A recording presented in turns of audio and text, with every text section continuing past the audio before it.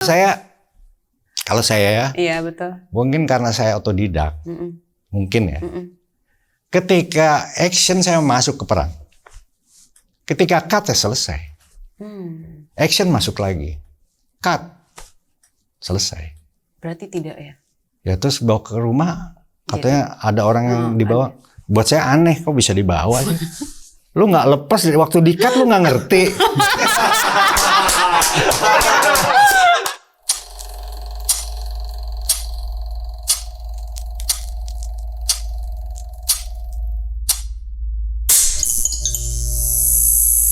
Three, two, one, action.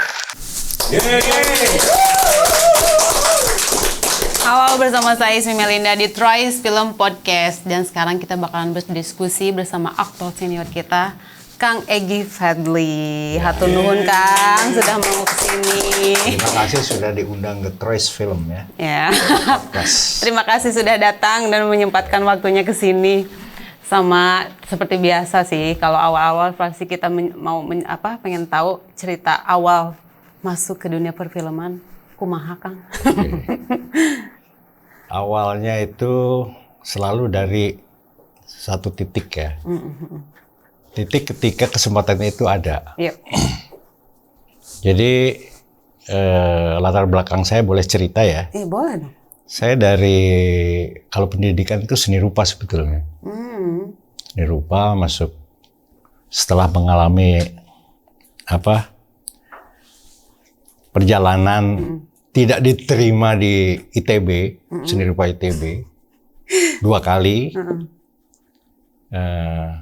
Saya ada pada titik frustasi lah saat itu, tahun-tahun 77, 78, karena tidak diterima di seni rupa ITB. Padahal saya cita-cita pengen banget, karena saya senang menggambar gitu. Tadinya sempat masuk Unpad, karena saat itu bisa ada 2 pilihan, masuk ITB dan masuk Unpad gitu. Unpad asal pilih saya. Masuklah jurusan publisistik. Yang saya sendiri nggak ngerti sebetulnya.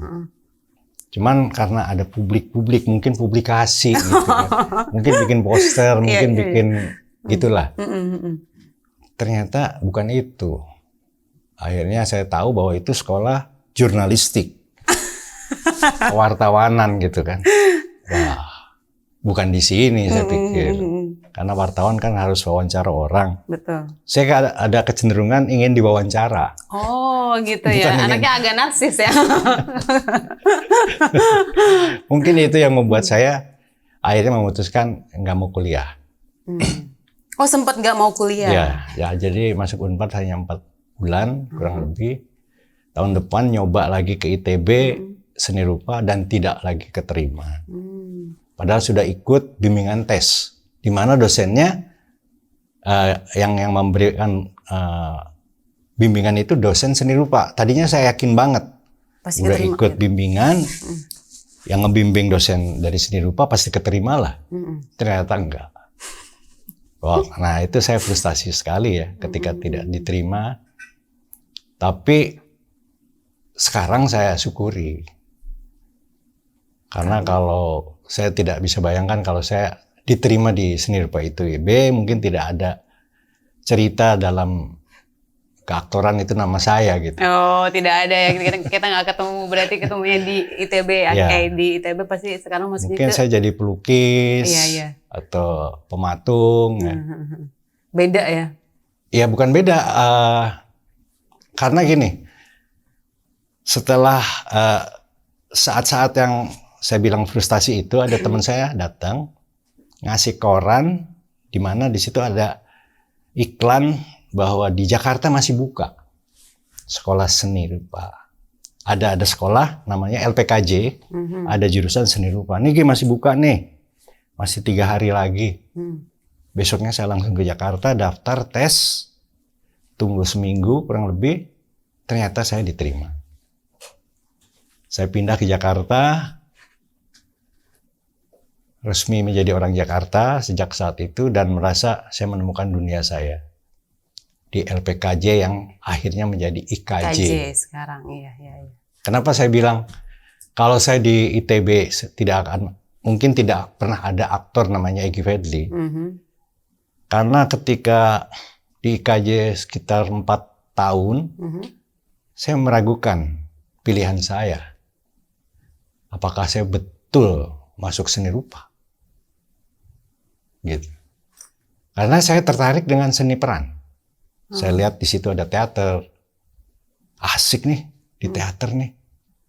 Kenapa saya nggak milih itu dulu? Atau musik? Atau sinema? Kan di LPKJ itu dulu ada 5 jurusan. Seni rupa, musik, tari, teater, sinematografi. 3 itu saya tertarik. Seni peran, seni rupa, di luar seni rupa ya, seni rupa, musik, sama film. Kalau tari, saya nggak luwes. Mungkin nanti Kalau akan luwes berbeda. mungkin saya tertarik gitu. Iya. Nah itu saya sempat meragukan, kenapa saya dulu nggak milih teater atau sinematografi gitu. Dan akhirnya saya menemukan jawabannya. Mau tahu nggak jawabannya apa? Apa itu jawabannya? Pola pendidikan kita yang belum benar. Jadi saya merasa ketika saya dari SD sampai SMA, di sekolah itu kita hanya tahu yang namanya seni itu hanya 2. Menggambar dan menyanyi. Jadi seni suara dan gambar. Iya. Tari itu kita melihat di TV. Oh itu tradisi. Budaya. Gitu. Teater kita lihat sandiwara. Itu nggak kepikir bahwa itu seni peran. Itu sebuah pertunjukan. Gitu. Nggak tahu bahwa di dalamnya ada bermacam unsur. Ada penyutradaraan, ada blocking, ada aktor gitu kan. Saya baru merasa gamang itu ketika saya di IKJ, ya yang tadinya LPKJ ya. Saya meragukan, bener nggak pilihan saya seni rupa? Padahal saya sudah pindah jurusan tuh dari lukis pindah ke patung. Iya. Ya karena pencarian ya. Tapi juga tidak puas gitu. Kenapa dulu saya nggak ambil seni peran? Iya. Gitu. Teater berarti ya dulu. Teater. Teater itu. Teman-teman saya yang di bawah saya yang satu angkatan udah ada posternya di depan. Di tim itu kan keren kan. Coba saya gitu ya. Temen gue udah jadi bintang film. Gue juga rasanya nggak jelek-jelek amat gitu. Kenapa dulu nggak masuk situ? Gitu. Nah itu saya jadikan motivasi. Gimana caranya saya bisa masuk ke situ? Kalau saya mengulang pindah jurusan, banyak waktu yang terbuang. Akhirnya saya bergaul dengan mereka. Bergaul dengan anak-anak teater, bergaul dengan anak-anak sinema, dengan anak musik. Dan akhirnya saya bisa semua.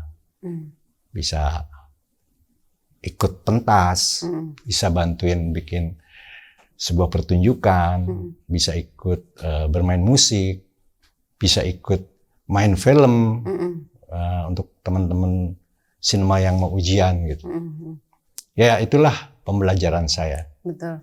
Tapi kenapa Kang Egy suka banget sama teater? Ya menarik. Menariknya? Ketika kita, saya melihat ada ya profesi kita menjadi orang lain gitu. Bisa bermacam-macam gitu. Menjadi karakter yang di luar karakter kita. Ya. Itu menarik gitu. Jadi Challenge banyak pilihan. ya. Challenge gitu. Iya, challenge juga ya. Gitu. Sebagai alumni IKJ ini, boleh ceritain pengalaman waktu di IKJ itu kan katanya dulu terkenalnya kayak lebih lebih gahar ya atau gimana sih? Lebih sadis katanya gitu. Antagonis lah gitu, kayak menyeramkan gitu. Emang semenyeramkan itu kan? Itu gini, itu kan tahun-tahun saya masuk kan tahun 78 ya, 78, 79, 80. Trennya saat itu kan kita kan dipengaruhi dari luar ya. Iya. Nggak ada yang gondrong. Rapih semua. Rapi. Oh gitu. Celana Padahal seni ya. cubit-cubitan kan gitu kan. Apa tuh cubit-cubitannya Pak? Yang gembung gitu. Oh. Ya kan? Iya iya iya. Celana cubit-cubitan, Cubit-cubitan namanya. rambut pada pendek. Sementara kita kan anak-anak seni rupa, anak-anak LPKJ itu kan sok nyeniman gitu, rambut digondrongin. Yang gondrong itu cuma kita dan preman. Berarti hampir sama ya preman sama anak seni rupa. Hampir sama fisiknya, tapi fisiknya. kepalanya beda. Oh sih. Iya betul. Gitu. Mungkin itu yang berkesan apa ya? Ada pandangan-pandangan Emang menyeramkan itu dulu. menyeramkan gitu. Iya. Tapi dari ospeknya atau apanya tuh, Kang? Ospeknya kalau menurut saya menyenangkan. Karena ketika saya ikut ospek, saya lebih memahami bukan cuma seni rupa. Itu. Ya, menjadi awal saya Paham. memahami dan kayak memberikan pancingan saya supaya tertarik bidang lain, teater, musik, sinematografi gitu. Karena kita kan baur tuh waktu ospek. Iya, iya. Kita dibikin grup-grup harus bikin sesuatu pertunjukan yang nantinya anak-anak itu harus pentas di akhirnya. Tiba-tiba kita jadi sutradara dalam kelompok kita yang ikut ospek gitu. Hal-hal itu yang membuat kita mulai kayak terbuka gitu. Yang tadinya hanya mengira masuk seni rupa itu hanya menggambar, ternyata ada hal lain gitu yang menarik. Yang paling seru itu berarti pas ospeknya. Ya, ospeknya berkesan. Berkesan. Memang kita bikin fun sebetulnya. Walaupun kelihatannya ngerjain kayak pelonco, tapi kreatif. Yes. Jadi kita sebetulnya diajarkan untuk berpikir kreatif. Contohnya gini, besok semua harus bawa korek api, cap orang botak, gitu kan? Iya. Nah itu kita malam-malam tuh, Iya. kan bingung nyari korek api cap orang botak di mana? Besoknya, akhirnya kan kita malam itu cari kan di warung-warung nggak ada, cap orang botak itu nggak ada. Akhirnya saya gambar sendiri. Orang botak gitu. Orang botak. Bener. Bener seperti itu. Ternyata itu maksudnya. Kita diajar kreatif gitu. Iya, berkreatif ya. Iya. Bahwa tugas-tugas itu bukan ngerjain, tapi bagaimana kita menerima dan berusaha mencari solusinya. Iya, betul. Terus Kang Egy gimana akhirnya terjun ke film?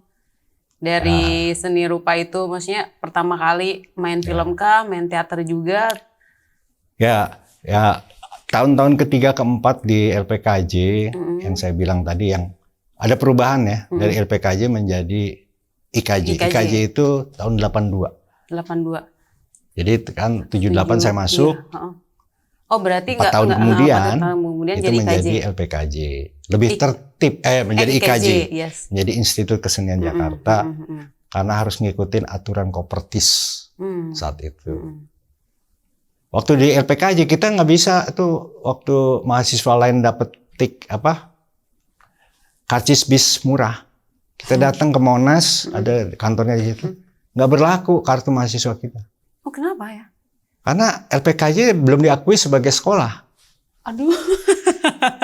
Tidak tercatat di Kopertis. Gitu. Nah, itu salah satu yang membuat berubah menjadi namanya. Institut Kesenian Jakarta. Ada prosesnya lah. Yes.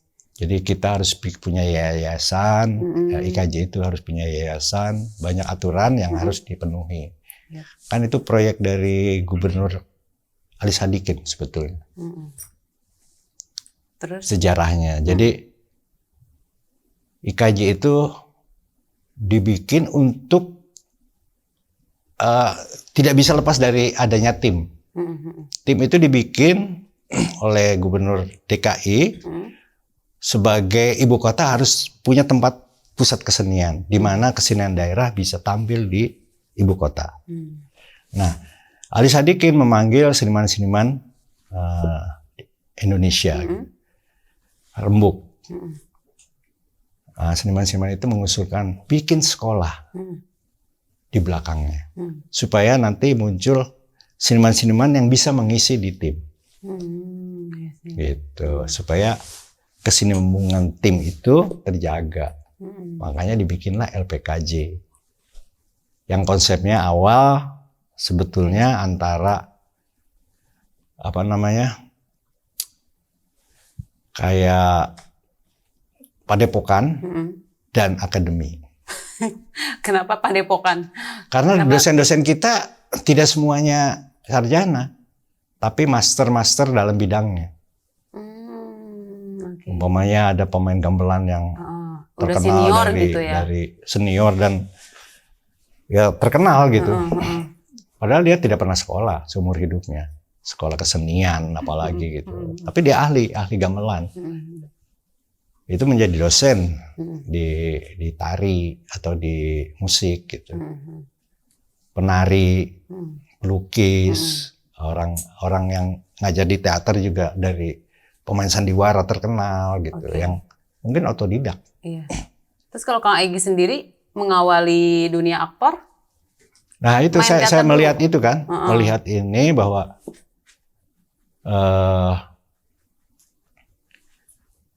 ada 5 jurusan saat itu di kampus, dan semuanya menarik buat saya. Masa saya hanya satu bidang gitu. Saya tertarik seni peran. Gimana caranya? Ya dengan bergaul. Bergaul dengan teman-teman teater. Ketika mereka mau pentas, saya menawarkan diri untuk ikut pentas juga. Sebelum itu membantu bikin poster, bikin set gitu. Lama-lama minta, kasih dong peran yang cuma jalan doang. Nah, gitu. ekstra sekali. Tapi main di panggung kan, wih asik ternyata Iya. gitu. Nah, itu semakin menguatkan passion saya untuk bisa tampil jadi pemain. Awalnya gitu. Terus anak-anak sinema ketika mereka mau ujian tahu saya suka main, main di film gua. Gitu kan.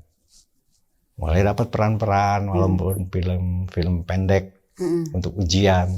Tapi itu jadi pembelajaran gitu. Langsung praktek gitu kan. Iya, betul.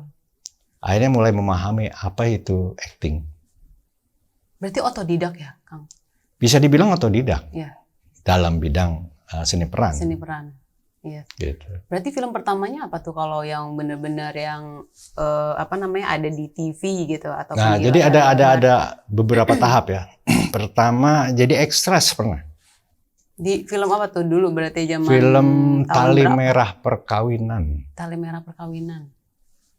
Tali Merah Perkawinan filmnya almarhum Pak Hengki. Itu saya jadi temennya Yesi Gusman.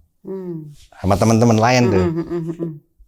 Karena main musik di gereja gitu kan. Karena kita suka main musik. Diajak itu karena emang musik juga kan ya? Iya, senang main musik. Senang gitu. main musik. Jadi kita main musik jadi temannya Yesi Gusman. Nah, itu pertama kali syuting tuh. Di film beneran. Iya, di film. Tahun berapa ya? Tahun 80-an. Tahun 80-an. 81 apa 82 gitu. Mulai gini syuting gitu kan. Seneng banget itu ada di bioskop gitu. Iya. Nah, terus ada fase di mana saya kerja di bidang audiovisual. Ada perusahaan audiovisual. Bikin company profile. Tadinya saya sesuai bidang saya. Dari anak seni rupa ya ke grafis gitu kan. Bikin kebutuhan untuk grafis, lama-lama karena orangnya kurang, ada kamera, gatel kan. Mulai pack shot, belajar motret. Terus teknologi berkembang, masuklah video. Wih, ada kamera, nyobain kamera. Coba-cobain gitu ya. Nyobain nulis, bikin skenario, skrip. Oh, sempat juga. Tapi pernah ada nggak kayak misalkan Ya, itu dari untuk perusahaan-perusahaan ya, Oh, untuk untuk perusahaan launching produk, untuk kebutuhan company profile ya? company profile, rapat pemegang saham gitu. Mm, mm, mm. Nah, itu kan perlu belajar juga. Yes, Kita harus betul. mengenal perusahaan ini bidang apa, umpamanya pertambangan, Mhm. sejarahnya gimana, Background terus story-nya. kelebihan perusahaan ini dengan perusahaan lainnya apa. Yes, betul. Itu kita pelajari dari mulai bikin skrip, akhirnya meningkat ke direct. Jadi sutradara saya. Oh, tapi sempat juga berarti jadi sutradara. Ya, Tapi di company profile company itu. profile. Mungkin nextnya akan menjadi sutradara juga di film yang Itu salah benar-benar satu motivasi saya ikut main jadi jadi aktor. pemeran. Gimana caranya saya bisa belajar sinematografi tapi nggak sekolah. Kenapa sih benci banget atas sekolah? Bukan belajar. Saya berpikir gini, belajar itu tidak harus dengan sekolah. Yes, betul. Bisa dengan kita mempraktikkan, mulai dari kesandung-sandung sampai akhirnya tahu gitu. Apalagi bidang seni ya, bidang seni itu bisa begitu ternyata. Kalau nggak percaya saya buktinya. Keren. Terus kalau misalkan Kang Egy kan banyak banget kan film-filmnya. Itu ada pertimbangan khusus nggak sih untuk menjadi? Misalkan aku dapat peran nih Kang Egy, tapi kayak pertimbangan khususnya kayak ini kayaknya enggak deh. Dari segi apanya tuh, misalkan sutradaranya mungkin jadi pertimbangan atau karakternya yang tidak cocok. Mungkin ada step-step ya. Awal-awal kan di calling aja udah kegirangan gitu loh. Dapat sebuah peran aja udah seneng kan. Dari situ kan pelan-pelan kita mulai mencoba ada ketertarikan untuk memainkan peran yang lain yang lebih menantang gitu. Dan sempat ada fase di mana saya selalu menjadi pemeran antagonis. Harus jadi penjahat terus gitu. Mau jadi apapun jadi yang jahat. Jadi bapak yang jahat, jadi tukang ojek yang jahat, jadi bosan ya jahat. Ya saya nikmati saat itu Iya, gitu. iya. Saya nikmati. Karena untuk menjadi jahat dalam sebuah peran itu nggak mudah. Iya, betul sekali. Justru lebih susah. Itu perjalanan. Tapi itu di kayak ini ya FTV atau sinetron gitu. Fase-fase itu lumayan lama itu. Dari 90-an sampai 2000 awal lah. Jadi penjahat terus. Antagonis terus gitu. Antagonis terus. Lebih banyak antagonis. Lebih banyak antagonis. Baru kemudian ada fase masuk ini genre horor. Mulai udah jadi dukun, Oh iya. paranormal, orang pintar. Entah kenapa mereka percaya Mungkin saya rambutnya pintar. atau gimana ya? Ya, kalau rambut kan dari dulu emang gondrong. Oh gitu ya. Dan dukun nggak semuanya gondrong, ada dukun botak. Karena kan notabene kalau di Indonesia kayaknya kalau jadi dukun tuh harus panjang rambutnya gitu. Ya buat saya nikmatin aja. Betul. Kalau ada orang nanya kenapa nggak bosen, bukan soal bosen, tapi kan tiap peran itu harus kita hidupkan gitu. Yes, betul. Itu yang susah. Ketika peran itu bisa diterima oleh orang percaya saya dukun, berarti berhasil. Betul. Karena ketemu orang juga gitu, ada orang nanya, Bapak bisa ya? Bisa apa? Bisa ngelihat bisa, nggak makhluk gaib. Makhluk gaibnya bisa ngelihat gue. Gue nggak bisa. Iya. Tapi pernah nggak sih kayak kan banyak nih peran-peran yang masuk ke kehidupan sehari-hari nggak karakter itu? Nah itu kadang-kadang itu sering banget tuh pertanyaan itu. Kalau saya ya, Iya betul. mungkin karena saya otodidak, mungkin ya. Ketika action saya masuk ke peran, ketika cut saya selesai, action masuk lagi, cut selesai. Berarti tidak ya? Ya terus bawa ke rumah, katanya ada orang yang dibawa. Buat saya aneh, kok bisa dibawa sih? Lu nggak lepas waktu di-cut, lu nggak ngerti.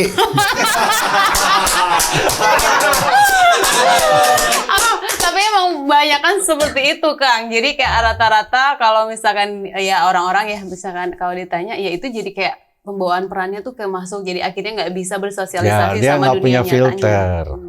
Kita harus punya filter, kayak rokok kan ada filternya. Betul. Ketika cut itu filternya, cut selesai. Scene ini selesai, besok mulai lagi, masuk lagi, action lagi, cut lagi, selesai lagi. Begitu selesai ya menjadi saya gitu. Benar. Rokok, gue mau ngerokok, kopi gitu. Oke. Ini ada kopi, boleh minum ya? Boleh banget. Barang nggak di ini. Tapi emang udah dibilangin, emang ini boleh diminum. Sponsor ini. Asik. Pilihan ya. Enak. Asik. Sponsor nih. Gratis. Kalau menurut Kang Egy, arti seni peran itu seperti apa sih? Arti seni peran, ya seni peran itu sama dengan seni-seni lain. Sesuatu yang harus kita nikmati. Ya tantangannya kan kita dapat satu peran, kita mainkan satu, sutradara harus puas. Kedua, penonton bisa menerima. Ketika itu mereka terima ya, berarti kita berhasil. Dan kita happy, saya senang gitu. Oh mereka percaya saya itu sejahat itu. Oh dia percaya saya dukun. Gitu. Tapi ada sih gak perbedaan antara kayak kalau sekarang kan kayaknya beda banget ya untuk kayak pemain film sama pemain sinetron. Itu ada nggak sih perbedaannya untuk dari segi acting? Sebetulnya enggak, tapi iya. Itu gimana tuh? Enggak, tapi iya. Bingung. Enggak tuh gini, mestinya tidak. Cuman ya kondisi, ya kita balik lagi ke, balik ke rekrutmen. Rekrutmen dalam hal ini kan ada yang namanya caster, orang casting. Ya. Itu ada selera di situ. Selera, ada juga kebutuhan karakter. Nah di sinetron bedanya, di sinetron itu lebih menunjukkan kepada selera pasar katanya, yang harus masuk sini yang cantik, agak Indo, tingginya sekian, gitu kan, tambah lagi followernya banyak, padahal nggak ada hubungannya sama kapasitas kematangan acting gitu. Itu yang salah kaprah menurut saya. Tapi udah menjamur sih kalau sekarang. Ya harus dibenahi sebetulnya. Yang benahi siapa? Ya kita semua. Yes. Benar ya, harus dirubah berarti ya. Enggak, karena akan menyesatkan kalau gitu. Ya pemeran itu ya kemampuan, bukan look. Pemeran dalam kehidupan film itu kan dari sesuatu yang real ya. Kita lihat dalam kehidupan nyata. Emang semua orang cakep? Enggak. Kecantikan itu bukan dari sekedar putih glowing, bukan. Iya kan? Rambut semampai, panjang, lurus. Itu kan selera. Tren. Mereka lagi seneng anak-anak dari Korea. Yang langsing, putih-putih. Semua cari yang begitu. Iya, betul. Ya itu sebagai tren nggak apa-apa. Tapi jangan menjadikan sesuatu hal yang jadi mutlak gitu. Kalau dibikin jadi mutlak, ruksak bahasa Sundanya.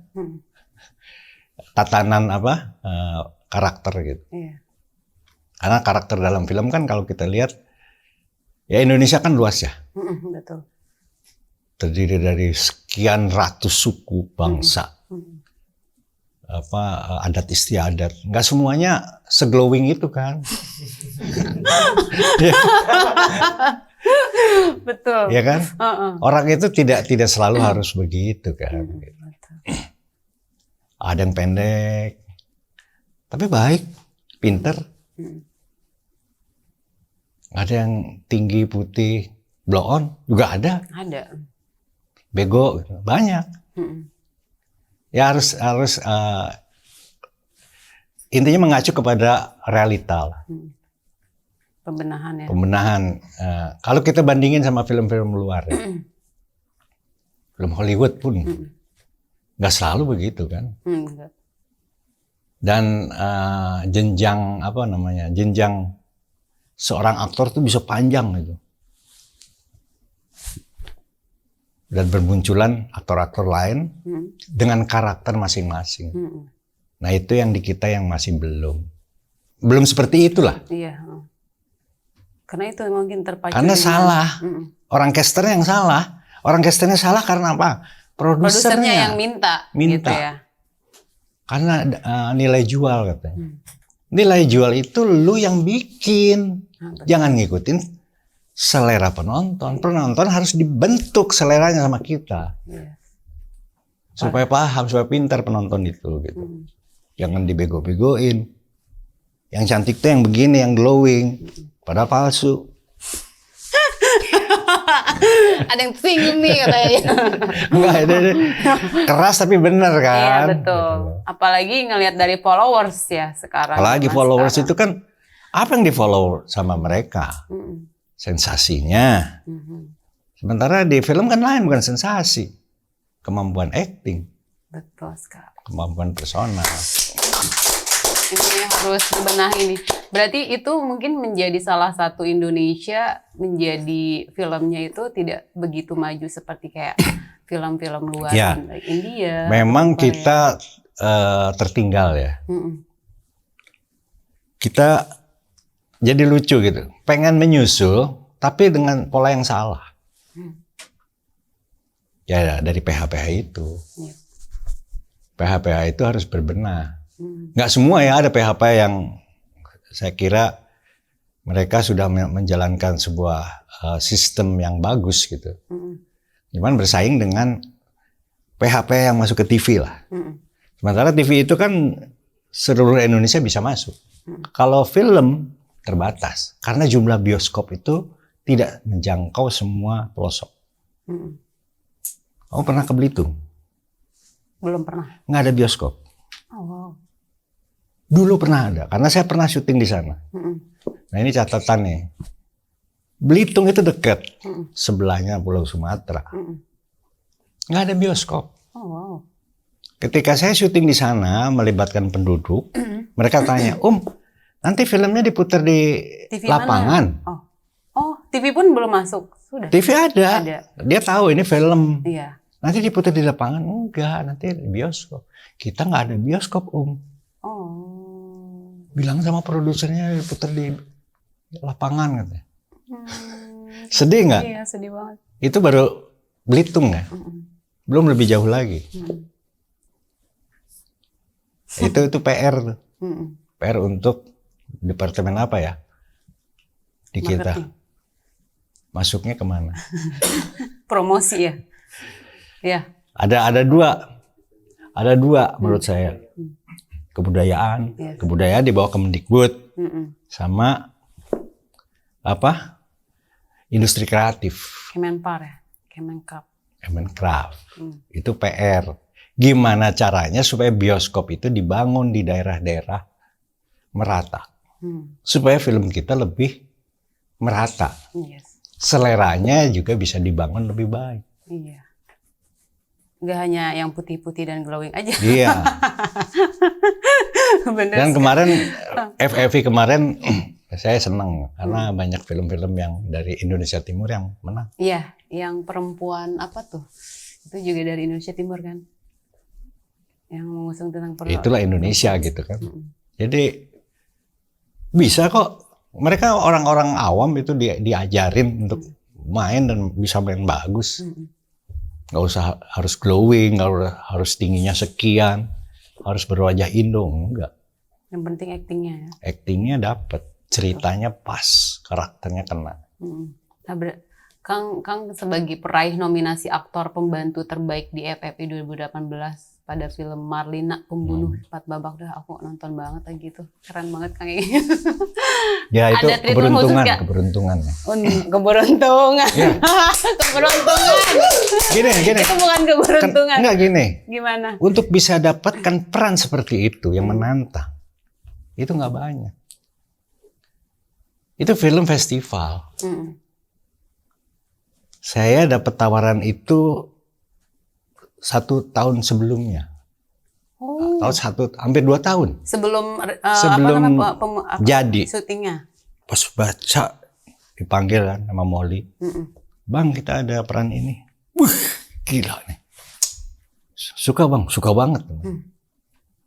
Jadi kepala perampok. Yes. Markus belum, namanya belum ada waktu itu. Belum. Okay. Pokoknya kepala perampok. Belum ada nama Marlina. Belum. Berarti baru sinopsis apa? Baru sinopsis. Itu kan yang bikin Garin sinopsisnya. Jadi judulnya masih perempuan. Tapi ceritanya kurang lebih itu ada perampok yang merampok seorang Perempuan. janda Iya. cantik dan memperkosanya. Lalu terjadi pemancingan kepala yang dibawa-bawa. Dan itu luar biasa gitu kan. Belum pernah ada film seperti itu. Dan itu ada kejadian benar di sana. Oh, itu true story ya? Ya Garin itu pernah ke Sumba, kan dia sering ceritanya gitu kan. Dia sering ke daerah-daerah. Sekali waktu di Sumba itu di pasar dia lihat orang bawa kepala. Dan orang-orang kayak biasa aja ngelihatnya gitu. Gitu. Dia tanya sama orang itu apa? Itu dia bawa kepala orang itu karena orang itu jahat. Dia mau bawa ke polisi. Wow. Untuk bilang nih orang ini saya bunuh karena ini. Nanti gimana hukumnya gitu. Gitu memang ada ya. Ada. Wow. Itu yang jadi inspirasi membuat film yang akhirnya judulnya Marlina. Tahu kenapa judulnya Marlina? Enggak, kenapa? Itu kebetulan lagi kita mulai bikin itu, mulai mau produksi, ada TikTok kalau nggak salah viral, guru di Sumba namanya Marlina. Oh gitu, jadi ngambil Si nama Molly Marlina tiba-tiba itu dari terinspirasi. Namanya Marlina judulnya. Marlina si pembunuh dalam 4 babak. Itu Kang Egy ada treatment khusus nggak untuk menjadi seorang Markus? Ada, semua dapat. Jadi satu logat Sumba. Satu itu yang kayak gimana sampai dipanggilin orang Sumba ke sini ngajarin kita tuh. Cantik lagi. Biar semangat. Iya, jadi semangat. Yang menarik gini. Justru ini kan tokoh antagonis ya, perampok ini. Justru saya diminta meredam. Meredam ekspresi, emosi, dia ngomongnya yang datar. Jadinya apa? Dingin. Orang yang sangat dingin gitu. Jadi nyuri, memperkosa itu hal yang kecil. Lihat kan filmnya? Iya, lihat filmnya. Dan beda banget sih. Ya itu meredam. Iya. Jadi kita treatmentnya yang diberikan sama Molly, saya harus meredam emosi, bukan yang saya kesini Molly. Enggak, ya. Di situ memang Saya tamu. Iya. Bapak ada? Kan nanyanya gitu. Betul. Data. Tapi ditembak ketika ternyata suaminya jadi mumi di belakang. Kau bilang Bapak pergi, dari tadi duduk manis di situ. Jatuhin kan sebetulnya. Lu nggak bisa apa-apa loh gitu. Aku nonton filmnya soalnya. Itu Iya, Markus. apa ya? Bagaimana kita bisa masuk? Saya masuk ke tokoh Markus yang diharapkan Molly gitu. Gitu.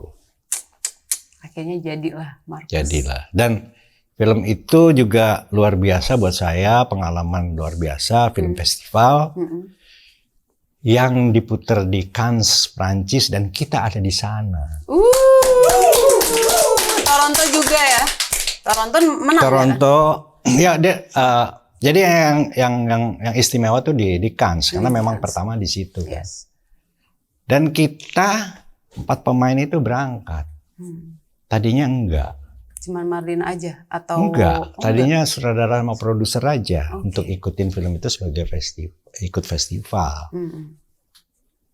Tapi ketika presentasi sama Backcraft, sama ketua Backcraft itu siapa namanya? Yang pertama, Backcraft. Siapa tuh? yang anaknya penyanyi itu loh, Munaf. Triawan Munaf. Oh, iya. Pak Triawan, Saya- terima kasih. Kalau nggak ada dia saya nggak berangkat. Beliau nanya sama Molly, pemainnya siapa yang berangkat? Nggak ada. Pemain utama ada berapa orang? 4 orang. Dari Backcraft. Dibiayai. Oh, wow. Dan saya taunya lagi nyetir mobil di jalan, ditelepon sama Rama, suaminya Molly itu, produser. Wah, di mana? Gitu kan. Di mobil. Wah, aja lagi ngapain lagi nyetir? Pinggir dulu, penting nih. Pinggir. Apa? Paspor hidup nggak? Mati. Urusin cepet. Abang berempat, Marsha, Dea, Yoga ke Cannes. Kalian dapat dari Backcraft. Wah, itu mimpi di siang bolong tuh bener. Merinding aku. Keren. Kebayang nggak sih Iya. kita bisa ikut ke sebuah festival film kelas dunia? Yes, betul. Baru satu film festival. Gak kebayang kan? Iya. Dan itu kejadian. Ini kayak mimpi waktu kita ada di sana tuh. Wow. Beneran nih sampai gitu. Bener. Iya. Pas di sana diputar juga kan berarti. Diputar hari waktu pertama. Mereka apresiasinya gimana? Nah, kita situasinya gini, kita semua produser dan pemain hadir di bioskop sama-sama penonton yang ngerti film Yep. dari seluruh dunia. Di gedung itu kita belum pernah nonton film itu secara utuh. Duduk satu barisan. Mulai nih kita dikenalin dulu ke depan. Ini pemainnya, sutradaranya, produser. Duduk lagi bareng mereka. Film mulai des. Deg-degan semua kan. Reaksi mereka gimana? Mulai cair ketika ada adegan yang truk dari ujung ke ujung. Yang mana tuh? Truk. Oh iya, heeh. Yang bis itu kan di Iya, sana bis, iya, bentuknya iya. truk dari ujung frame ke ujung sini. Oh iya. Di dalamnya ngobrol si Dea sama Nenek. Yang ngomong soal persetubuhan. Iya, betul. Ada teksnya kan? Mereka ketawa penonton. Dapet. Iya. Terus sampai selesai tiba-tiba standing applause. Itu kita udah duduk dan merinding semua. Berdiri. Gitu-gitu banget. Wow, makin Iya. itu ya sesuatu yang luar biasa buat kita gitu. Pasti. Buat saya khususnya karena belum pernah kayak gitu. Wow. Dan dari situ Keren. film Marlina keliling festival dan sampai bulan September kemarin Oh, masih dapat award Wow, di? dari Jepang, Akira Kurosawa Award untuk film Marlina. Gila, emang Marlina sih emang keren banget. Semua pemainnya tuh keren-keren sih. Ya buat saya yang Dari segi anak sinematografinya seni juga. rupa tiba-tiba Yes. ikut film festival kan amazing gitu loh. Amazing. Selain sebagai seorang aktor, yang Kang Egy juga ternyata sebagai seorang musisi. Gimana sih kok bisa sih pernah jadi musisi juga? Karena ceritanya dengar-dengar pernah sempat satu grup sama Iwan Fals juga ya. Sebetulnya bukan pemusik saya, hobi musik. Hobi musik. Dari zaman SMP suka band-bandan. Zaman itu kan vokal grup lah. Ada lagu-lagu cowboy. Kita taunya lagu cowboy. Bukan lagu country. Belum. Belum. Taunya bahwa itu namanya country itu di Jakarta ketemu Gum-Gum. Itu musik bluegrass gitu. Oh, yang musik cowboy itu Blow on maneh mah. Yang Sunda adanya gitu. Country ngaranna bluegrass. Oh. Biar kerenan gitu nya. Nah, dia tahu itu musik bluegrass, bahwa musik bluegrass itu basic dari segala musik country. Gitu. Dia Gum ini yang ngajarin saya harmonika, ngajarin musik country lah. Kang Egi megang ini gitar atau apa? Tadinya gitar, mulai pegang ukulele, nyoba harmonika, nyoba banjo gitu. Akhirnya semua bisa walaupun sekedarnya. Asik, bisa aja. Ya kalau musik hobi, saya senang bikin lagu intinya gitu. Ya suka nulis gitu dari pengalaman, dari apa. Itu bagian dari dakwah saya tentang kehidupan melalui lagu saya. Pendakwah saya ini. Pendakwah lah. Pendakwah bukan agama ya, kehidupan. Kehidupan. Keren. Film apa yang Kang Egi pengen banget nonton dan kenapa? Kalau dari segi film. Film baru apa film lama? Mungkin film baru yang pengen ditonton atau mungkin film lama tapi belum Kalau sempat film lama ditonton. selalu tertarik ya untuk ini ada film paling horor katanya. Yang dari luar gitu. Ya pengen nonton. Tapi yang dulu kalau yang lama itu yang jadi catatan buat saya wajib saya tonton adalah Godfather. Oh, itu legend sih. Godfather lebih dari 10 kali saya nonton. Legend. Karena saya ingin membaca karakter-karakter pemainnya. Bagaimana mereka kok keren banget mainnya. Karakter-karakternya. Jadi nonton pertama nonton semua satu cerita. Nonton kedua salah satu pemain. Dia terus pemain lain yang dilihat. Mungkin 7 kali, 8 kali. Jadi semua karakter ya? Ya.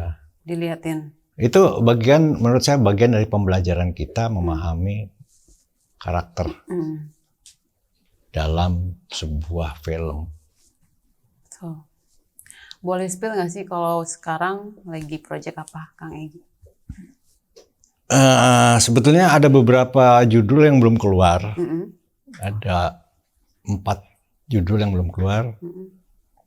Dan hampir semuanya berbau horor atau suspense. Horor lagi, sekarang emang lagi musimnya.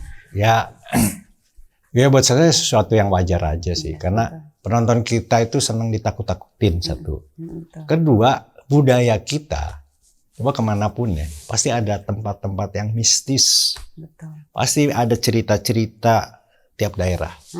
Di sini ada ini, nggak boleh ini, pasti ada itu. Iya. Dimanapun, dari ujung timur ke ujung barat, utara, selatan, pasti ada. Dan itu hidup di dalam masyarakat kita. Kenapa film horor bisa laku? Iya. Karena orang kita seneng hal mistis gitu. Seneng ditakut-takutin gitu. Kalau Kang Egi sendiri pernah nggak ngalamin horor gitu atau nggak mistis di lokasi syuting? Saya sendiri secara langsung nggak pernah. Tapi setiap syuting film horor itu pasti ada cerita. Kadang-kadang ada yang kesurupan, ntar cerita kru, kemarin gini-gini, gara-gara dia tuh kencing sembarangan, blablabla. Masuk suaranya ada bayi nangis, gitu ya. Iya. Kadang ada bayi gitu, hal gitu, pasti ada lah. Ya itu bunga-bunga dalam syuting. Iyalah, biar seru ya. Berarti ada beberapa film tuh yang mau tayang. Kira-kira. Yang belum tayang 4. 4. Wow. Yang sedang tayang 2. Yang sedang tayang. Oke. Yang kereta berdarah? Bukan, Rumah Iblis sama Panggonan Wingit. Oh, Rumah Iblis yang Mas Bambang ya? Panggonan Wingit itu Guntur. Ada lagi 4 Iya, lagi Mas nih Guntur. yang belum keluar. Cerita Sophie.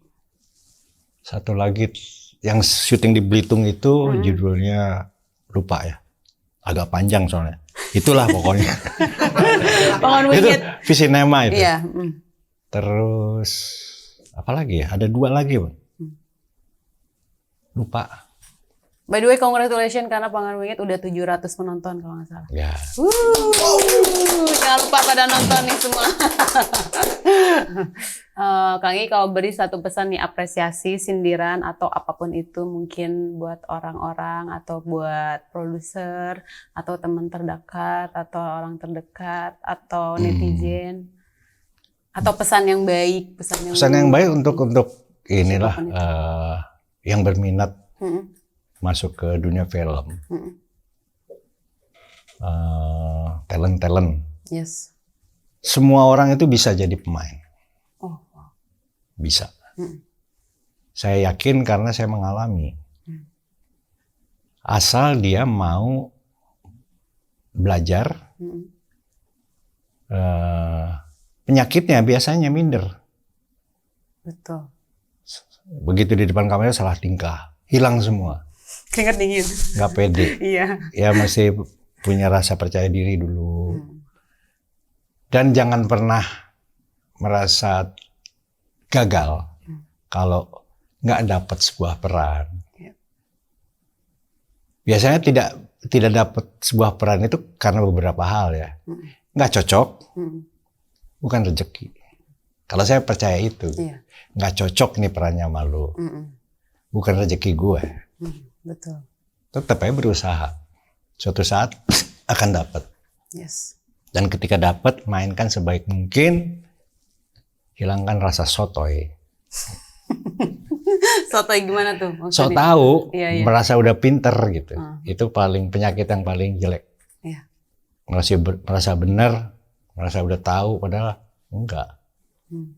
Mau belajar maksudnya. Yes. Arahan sutradara tentunya kan. Betul. Sutradara maunya gini. Jangan ngelawan gitu. Selama itu masih dalam etika dan kriteria yang benar gitu. Yes. Buat teman-teman tuh yang mau jadi aktor, masih banyak kesempatan asal mau Semua berusaha. nggak mesti gini. Bukan mengecilkan artis sekolah atau pendidikan. Ya. Betul. Semua orang bisa menjadi aktor. Kalau dia punya keinginan yang kuat, punya passion, dan mau belajar. Hatur nuhun Kang Egi sudah hadir di sini, sudah berdiskusi banyak, kita banyak manfaat dari diskusi kita kali ini, dan jangan lupa buat teman-teman semuanya dukung terus perfilman Indonesia biar lebih maju dan berkualitas. Troy Film Podcast. Bye bye. Hatur nuhun Kang. Ya, tos dulu dong. Aduh, tos dulu. Yes, 3, 2, mati lampu.